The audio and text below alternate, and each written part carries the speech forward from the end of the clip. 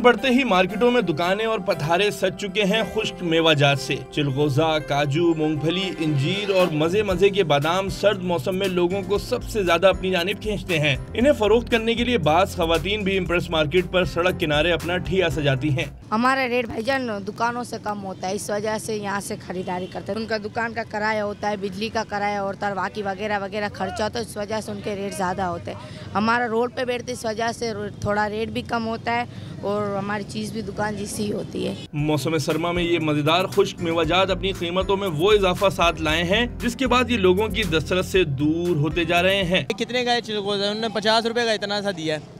अब ये बच्चे क्या खाएंगे, क्या वो तो कुछ ऐसा है। मैं अभी इनसे यही कह रहा था यार अगर हम 500 का ले, 1000 का ले तो कितना मिलेगा? बोले भाई वो तो पाव मिलेगा, इतना मिलेगा, उतना मिलेगा। ठिठुरते हुए गर्म कंबल में बैठकर खुश्क मेवाजात नोश किए जाएं तो सर्द मौसम का मजा दुबाला हो जाता है, लेकिन बाजार में इनकी कीमतों का बढ़ जाना शहरियों को इस लुत्फ से दूर करता जा रहा है। कैमरामैन शाहमीर के साथ सैयद वसीम, डॉन न्यूज़, कराची।